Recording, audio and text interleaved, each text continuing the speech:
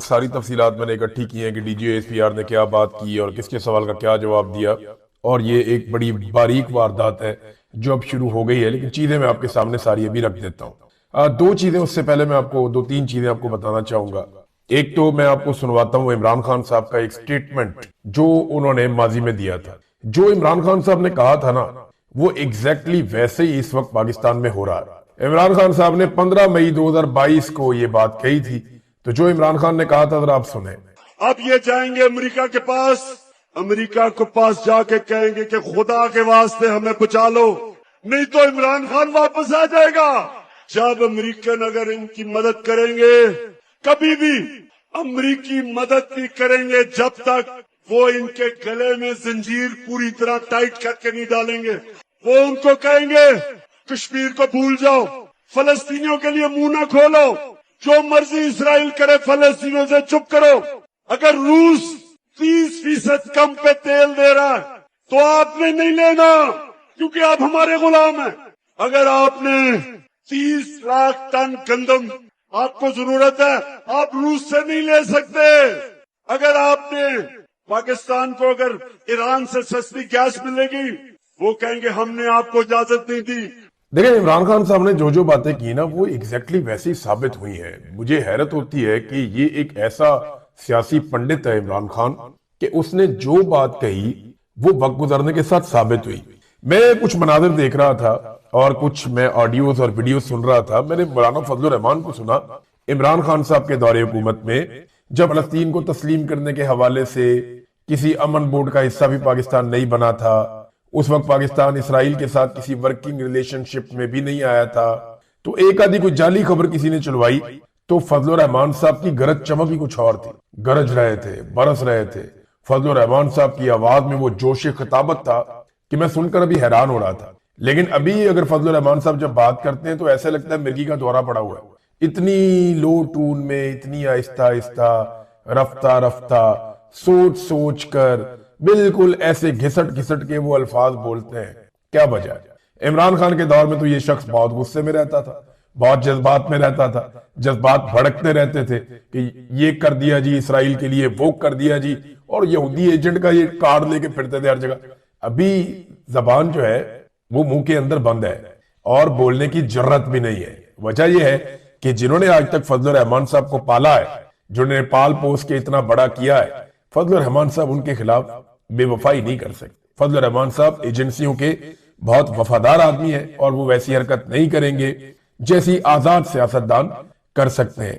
नाज़रीन, ये कुछ मनाजिर हैं जो मैंने देखे, इस वक्त भी मेरे सामने चल रहे हैं। मैंने देखते हुए मुझे तकलीफ हुई। देखिए, पाकिस्तान का दावा गया, पाकिस्तान कहता है जी हम इसलिए गए गजा अमन बोर्ड के अंदर कि हम एक नस्लकुशी को रोकना चाहते हैं। हम ये चाहते हैं कि नस्लकुशी ना हो, जो जुल्म और ज्यादती फलस्तीनियों के ऊपर हो रही है वो बंद हो जाए। ये पाकिस्तान का दावा है ना। लेकिन फील्ड मार्शल और शहबाज शरीफ ने वहां पे जो मुलाकातें की हैं और जो इवेंट के अंदर उनकी शिरकत है, उसमें एक मिनट के लिए भी उनके चेहरे पे संजीदगी नहीं थी। मुस्कुराहटें, कह कहे, खिलखिलाकर हंसना, खुश होना, यानी उनकी बाछियां खिली हुई थी। आप किसी मर्ग वाली जगह पे जाए या किसी दुख वाली जगह पे जाए या किसी तकलीफ वाली जगह पे जाए तो क्या आप ऐसे हंसते हैं? आप ऐसे इंजॉय करते हैं? या आपकी ऐसी बॉडी लैंग्वेज होती है? एहसास ही नहीं है। मिसाल के तौर पे झगड़ा हो गया दो ग्रुप्स के बीच में, एक ग्रुप के 70-80 हजार बंदे मर गए। अब वो ग्रुप के लोग सुलह करने के लिए बैठे हैं और जंगबंदी और लड़ाई बंद करने के लिए वहां बैठे हैं, और जिनके बंदे मरे हैं वो खिलखिला के हंस रहे हैं। आप फलस्तीनियों को क्या पैगाम दे रहे हैं? ये दांत वहां पे अंदर रखे जा सकते थे, थोड़ी देर के लिए संजीदगी इख्तियार की जा सकती थी, लेकिन जैसे ही इन्हें कोई छोटा मोटा लीडर मिल जाता है, इनकी बाछियां खिल जाती है, फोटो बन जाएगा, वीडियो बन जाएगी, आगे निकलो अच्छा टिकटॉक बन जाएगा। तो सारे ही टिकटॉक पे लगे हुए। फलस्तीनियों की दिल आजारी की है इन्होंने वहां कह के लगा लगा के। जिस तरह ये लोगों को मिलते रहे, इनकी खुशी छुपाए नहीं छुप रही थी। अब पाकिस्तान और जो इसराइल का रिलेशन है ना, वो कैसा है मैं आपको बिल्कुल सादा कर देता हूँ। पाकिस्तान के हर आदमी को समझ आ जाएगा। किसी गांव देहात में या किसी शहर में कोई दो लोगों का नाजायज ताल्लुक बन जाता है ना, तो वो दुनिया को नहीं बताते कि हमारा नाजायज ताल्लुक बन गया। बल्कि जब कोई उन्हें पूछता है तो वो कहते हैं नहीं नहीं मैं तेनू जानता भी नहीं। बल्कि वो ये कहते हैं जी मेरा तो उससे ताल्लुक ही नहीं है। उन्हें नहीं जी हमारे बीच में कोई नाजायज ताल्लुक नहीं है, आप झूठ बोल रहे हैं। वो दो लोग तो बड़ी कामयाबी से अपना ताल्लुक छुपा रहे होते हैं, लेकिन पूरे गांव को और पूरे शहर को पता होता है कि इनका आपस में नाजायज ताल्लुक है। तो पाकिस्तान ने इसराइल से उस तरह का एक नाजायज ताल्लुक बना लिया। मैं मिसाल थोड़ी सी आपको ऑड लगेगी, अजीब लगेगी, लेकिन वैसा ही है। आप कान को इधर से पकड़े या घुमा के इधर से पकड़े, आप अपने पासपोर्ट पे कुछ भी लिखे, आपका अब इसराइल के साथ एक वर्किंग रिलेशन है और आप इसराइल की तहफ्फुज के लिए काम करने जा रहे हैं, वो आपको करना पड़ेगा। देखे ना, डोनाल्ड ट्रंप की ये खूबी है कि वो झूठ नहीं बोलते नॉर्मली। मैंने डोनाल्ड ट्रंप के जितने स्टेटमेंट सुने, मुझे लगा कि डोनाल्ड ट्रंप के अंदर एक बड़ी खूबियों में खूबी ये है कि वो झूठ बोलते ही नहीं, वो सीधी बात करते हैं मुंह के ऊपर टक करके। ये लो, नुकसान हो जाए बेशक, कई दफा नुकसान हुआ डोनाल्ड ट्रंप को। डोनाल्ड ट्रंप अपनी बात वापस ले लेते हैं और बताकर वापस ले लेते हैं, झूठ नहीं बोलता। तो डोनाल्ड ट्रंप की ये खूबी है और इस खूबी ने डोनाल्ड ट्रंप के पीछे चलने वालों को मुसीबत डाली हुई है। डोनाल्ड ट्रंप अपने मुंह से बार बार कहता है कि मेरा जो गजा अमन बोर्ड है, इसका सबसे बड़ा मकसद हमास का सफाया और हमास को गैर मुसल्ला करना है फौरी तौर पे। नहीं, ये हमें करना पड़ेगा, हमास का खात्मा करेगा। डोनाल्ड ट्रंप उसका अगला मिशन भी बताते हैं कौन करेगा, कैसे करेगा। तो डोनाल्ड ट्रंप तो क्लैरिटी के साथ आ रहे हैं कि जनाब मेरा ये गजा अमन बोर्ड है, इसके जरिए से मैंने हमास को गैर मुसल्ला करना नहीं होगा, सफाया कर दूंगा। और सफाया कौन करेगा, किससे करवाऊंगा, ये भी बता दिया। दूसरी तरफ ताहिर अशरफी और हमनवा या पाकिस्तान की एस्टेब्लिशमेंट के टाउट्स या पाकिस्तान की एस्टेब्लिशमेंट के सोर्सेज या खुद पाकिस्तान की एस्टेब्लिशमेंट, वो लगातार इस बात पे बदलते कि नहीं नहीं डोनाल्ड ट्रंप ऐसा नहीं करेगा। ताड़ा फुप्पी का पुत्र है भाई, डोनाल्ड ट्रंप खुद कह रहे मैं ये काम करूंगा, आप कौन होते हैं ये कहने वाले कि वो नहीं करेगा? वो करेगा और जिससे उसने करवाना है उससे वो करवाएगा।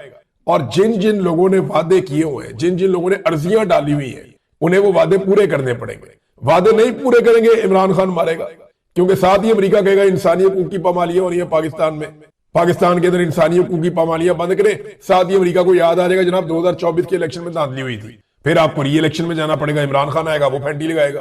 दूसरी सूरत यह है कि डोनाल्ड ट्रंप की बातें माने, नहीं मानेंगे तो फिर अमेरिका और इमरान खान रल के फैंटी लगाएंगे।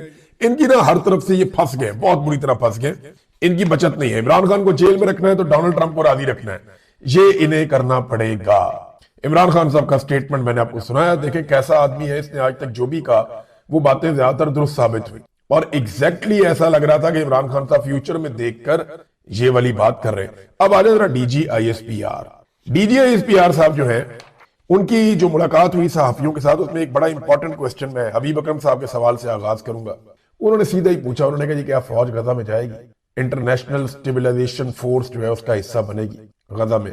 तो इस पे डीजी साहब ने कहा जी वहां पे इतने शहीद हो गए, बहुत बुरे हालात हैं।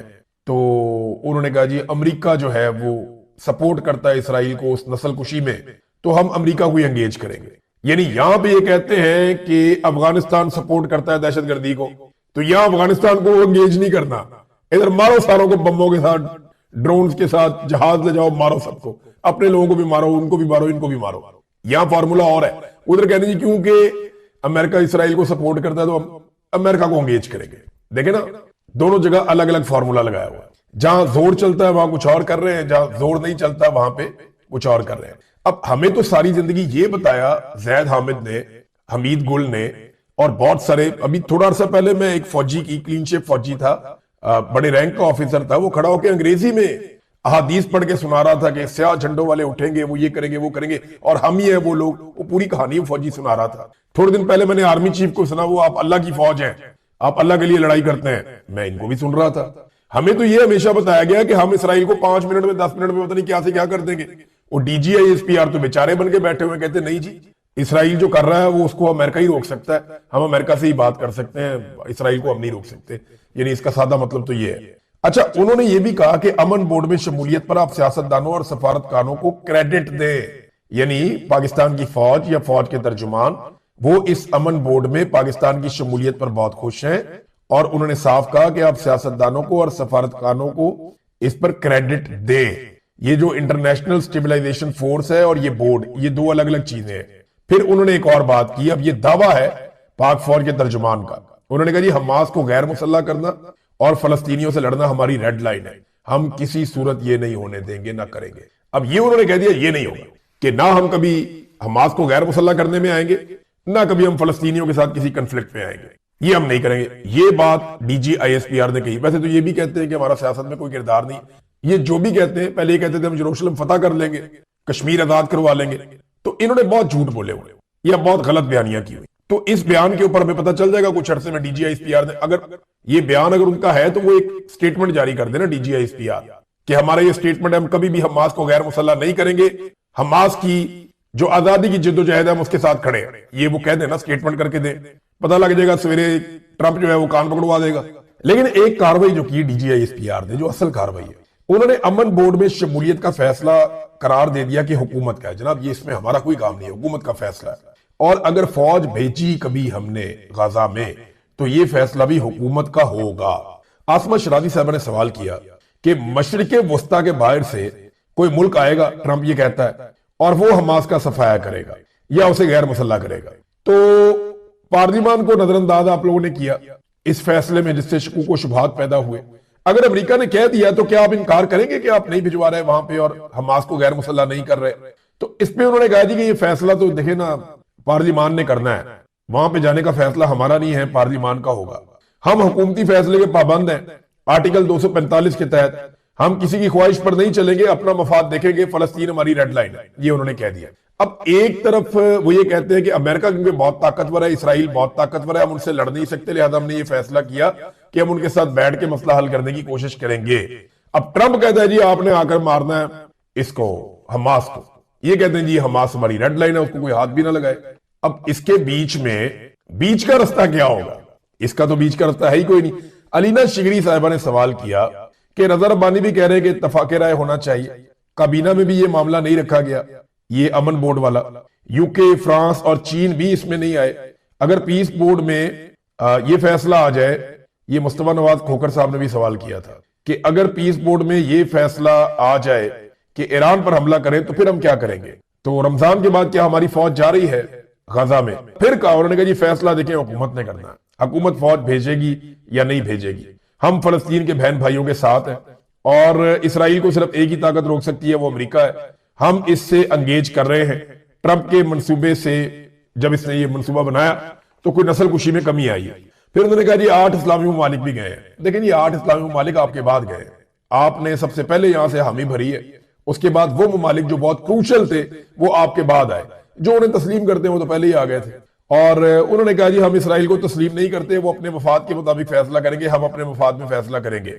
अगर बोर्ड कोई ऐसा फैसला करता है, डोनाल्ड ट्रंप का बोर्ड अगर कोई ऐसा फैसला करता है जो हमारे मफाद में नहीं है, हमारे नजरिए के खिलाफ है, तो इसके बावजूद अब ये DGISPR जिनकी ये औकात नहीं है कि वो ये फैसला करे, लेकिन वो फैसला सुना रहे हैं। वो देखे ना, पहले वो कहते हैं हुकूमत का फैसला है, अब अपना फैसला सुना रहे हैं।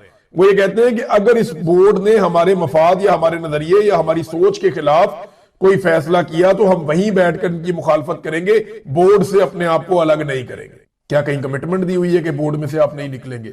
आप तो कहते हैं ये फैसला हुकूमत का है, तो फिर आपने ये फैसला कैसे सुना दिया? फिर साथ ही कहते हैं अपने सफारतकारों और सियासतदानों की तारीफ करें, हम पर एतमाद करें, शक का इजहार ना करें। एक और सवाल हुआ और उसका इन्होंने जवाब भी दिया। सवाल यह हुआ कि अगर गजा में सियासी हल निकल सकता है तो फिर खैबर पख्तूनख्वा में सियासी हल क्यों नहीं निकल सकता? तो इन्होंने कहा जी नेशनल एक्शन प्लान पर जब तक अमल दरामद नहीं होगा तब तक नहीं हो सकता कुछ। फिर सरफराज बुगटी की इन्होंने बहुत तारीफें की, जहां पे बदतरीन दहशतगर्दी है, जहां पे आप कोयटा से बाहर कदम नहीं रख सकते, बल्कि कोयटा के अंदर भी आप महफूज नहीं है। बलूचिस्तान पूरा का पूरा एक नो गो एरिया बन गया है। तो वहां सरफराज बुगटी की बड़ी तारीफें की और कहा कि डीजल पहले 20 मिलियन लीटर स्मगल होता था, आजकल 7 मिलियन लीटर स्मगल हो रहा है। ये कौन आपको नाप तोल के स्मगल करके दे रहा है सर?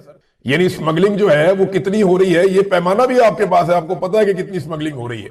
बॉर्डर से 10 लीटर डीजल नहीं आ सकता क्योंकि सारे बॉर्डर के ऊपर आपने पूरा इंतजाम बनाया हुआ है, सिक्योरिटी आपकी खड़ी है। 10 लीटर डीजल भी अगर आ रहा है तो आपकी नाकामी है। वो कह रहे हैं 7 मिलियन लीटर डीजल अभी तक आ रहा है और खैबर पख्तूनख्वा की हुकूमत को बहुत बार बार नाकाम करार दिया और खैबर पख्तूनख्वा की हुकूमत की बुराइयां करते रहे। हत्ता के तमाम बैनुल अक़वामी अदाद-ओ-शुमार बताते हैं कि खैबर पख्तूनख्वा में करप्शन सबसे कम है, खैबर पख्तूनख्वा की परफॉर्मेंस सबसे बेहतर है। बुरे हालात के बावजूद एजुकेशन और हेल्थ में उन्होंने शानदार काम किया है। दूसरे सूबों से जाकर लोग वहां पे इलाज करवाते हैं।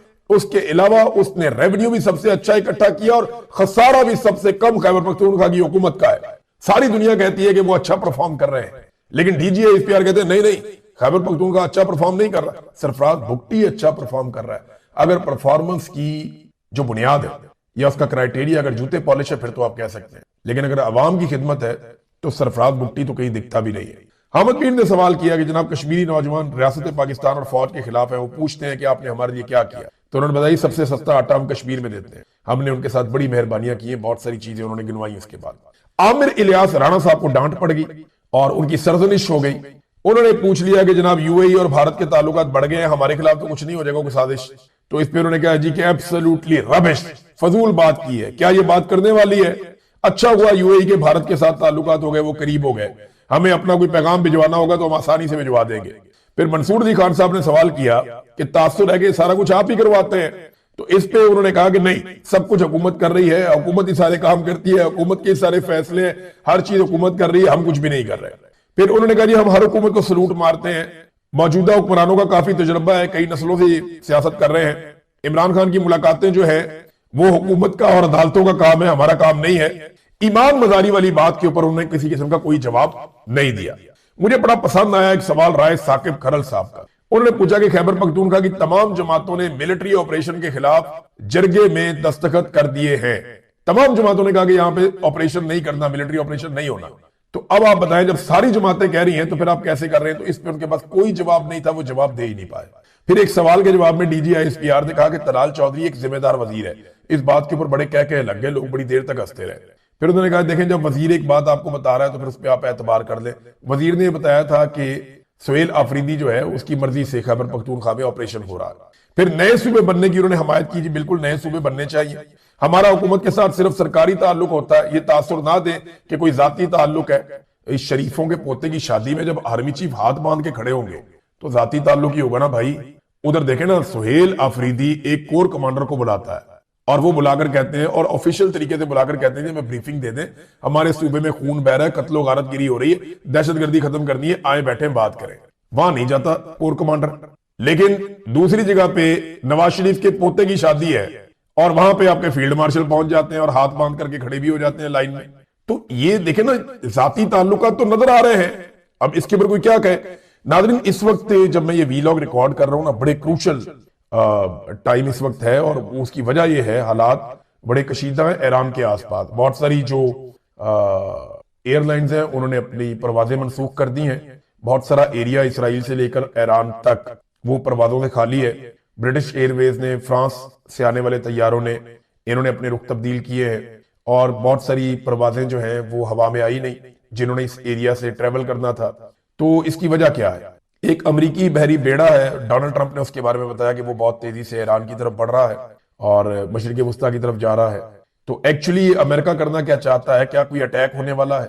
तुर्की से कुछ खबरें आ रही है, कुछ ईरान से आ रही है, कुछ इसराइल और दीगर खित्ते के मुमालिक से आ रही है कि वाकई में यहाँ पे एक लड़ाई का खदशा पैदा हो चुका है और अमेरिका ने जो लॉजिस्टिक्स पहुंचाने थे वो पहुंच गए हैं। दूसरी जानिब ईरान भी अपने तौर पे तैयारी कर रहा है कि अगर उसके ऊपर हमला होता है तो उसने कहां पे किस तरीके से जवाब देना है। ये नाज़रीन इस वक्त बड़ा क्रूशल मोमेंट है। जो इसकी फर्दर रिपोर्टिंग होगी वो हम आपके साथ शेयर करते रहेंगे। और दुनिया भर के अहम तरीन मुमालिक जो है उन्होंने तो एक फैसला सुना दिया, चाहे वो स्पेन है, जर्मनी है, फ्रांस है, नॉर्वे है, स्वीडन है, या बाकी जो बड़े बड़े मुमालिक हैं, पोलैंड है और बरतानिया है, चीन है, रशिया है, हत्ता कि भारत ने भी अभी तक शमूलियत नहीं की। तो ये वो बहुत सारे दुनिया के बड़े बड़े मुमालिक हैं, जो बड़े बासर मुमालिक हैं। इन मुमालिक ने ट्रंप के जो गजा पीस बोर्ड है उसके अंदर शमूलियत इख्तियार नहीं की। कनाडा को वापस ले लिया, उनको जो दावतनामा दिया गया था वो डोनाल्ड ट्रंप ने कहा जी मैं वापस ले रहा हूं, आपके पास अब ये ऑफर ही नहीं है कि आप इसके अंदर शामिल हो। बाकी लोगों के पास ऑफर है लेकिन वो शामिल नहीं हो रहे, बल्कि वो लोग इसको नाम नेहाद करार दे रहे हैं और वो इसके अंदर कीड़े निकाल रहे हैं। अब मैं हैरान हो रहा हूं कि फलस्तीनियों की फिक्र